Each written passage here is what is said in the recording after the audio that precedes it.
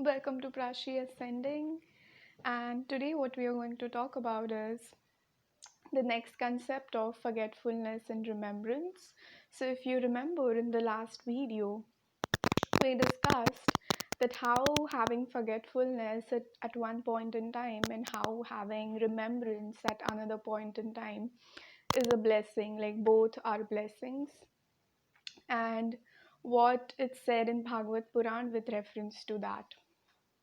So today we are going to develop further on those ideas, but I'm going to give you like very easy words and like easy things that you can analyze these things with.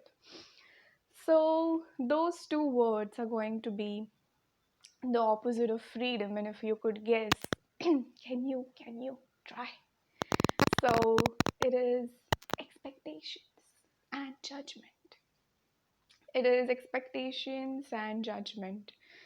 So, what happens is, if you have seen that uh, at any point in time, why we are not free from certain things, like again, we have to bring in the pain and pleasure principle here, is because of expectations that we are wanting some specific outcome. Because expectation in its nature itself is not inherent in the premise of action. What I mean by that is, we never expect that, how should I say it? Like my workout has to be in this way. You're always talking about the outcome.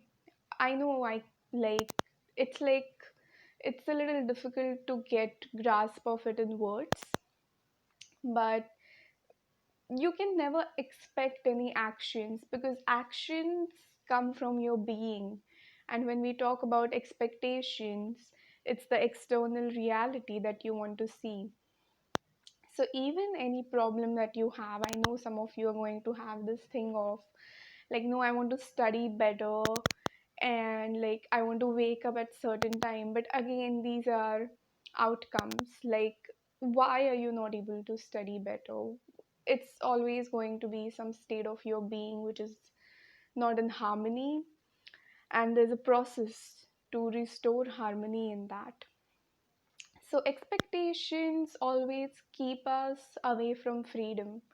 So when you expect a certain weight, a certain lifestyle, you're not free to be happy without it. So it like creates a bondage, and it creates a cycle of not being fully present in the moment and always thinking that if I have that, something else will happen and I'll be happy. So that's the trap by the mind. The second biggest barrier to freedom is judgment. And you must be having a lot of examples of that.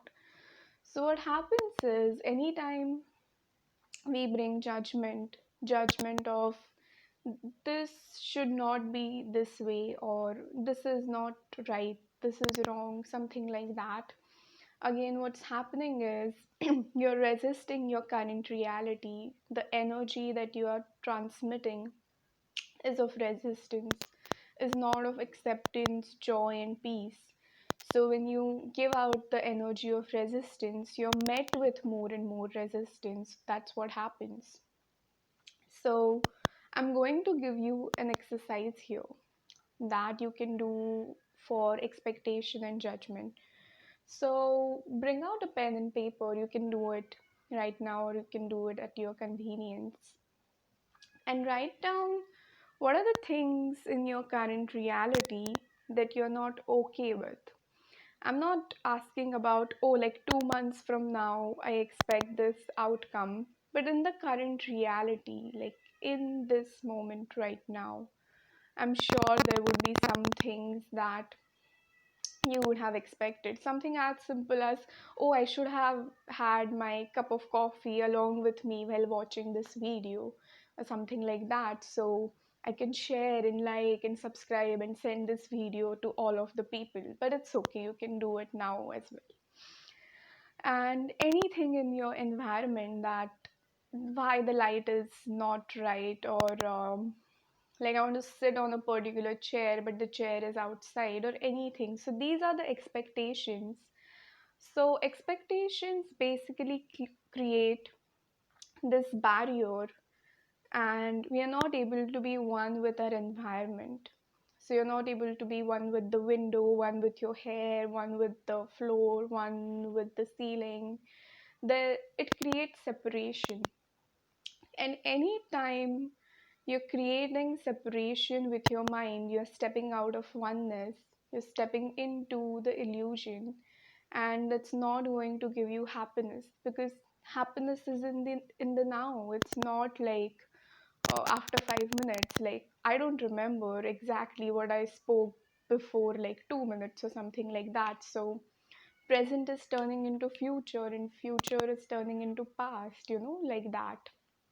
So that is about expectation, that it creates separation. And when we have separation, because the true nature of our being, as per the Bhagvat Puran, is oneness, that we are one with the cosmic energy, and we are not different. It's just like one thing having the dream of being split into many parts.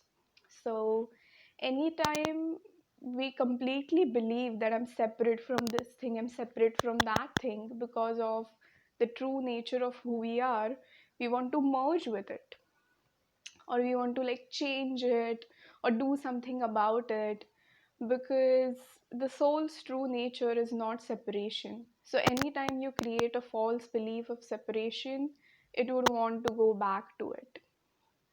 Then if we have to talk about judgment, judgment also creates the same thing. So basically what happens with judgment is, mm, it is about not accepting who we are. So, whatever we tend to judge in other people, the mind is like, oh, if this were to happen to me, I will not be able to deal with it. So, the mind is like completely rejecting that possibility and reality, and creating a state of resistance. And through resistance, of course, like separation is happening again. So, that's what all it is about, expectation and judgment. And interestingly, when I was thinking about this idea of how will I develop it further, along with the reference of remembrance and forgetfulness, it's also like, we should not expect that there should be always oneness, and we'll not expect anything. And we should not judge ourselves for judging ourselves or other people. So it becomes a little deep layered, that's what I'll call it. But the more and more you have the memory of reaching that eternal peace and harmony, all these things would come into you. Like you would want that permanent stage of bliss. And then you will be like, oh, I mean, then you'll have interest in all these subjects, because you are like, no, no, no, like the feeling of oneness and bliss and harmony, it's so perfect that I have started to realize that it's my expectations and my judgments are something that are creating the separation and not oneness. So then, like, all these thoughts would come to you. And of course, like, to go to these stages of unconditional love, we can begin with any of the paths that we have discussed before. It could be devotion, it could be like chanting mantras, it could be meditation, or it could be reading certain books that will help us to be unconditional love. So that's all what I have for today. And enjoy your Christmas. Stay safe. Until then, Radhe Radhe.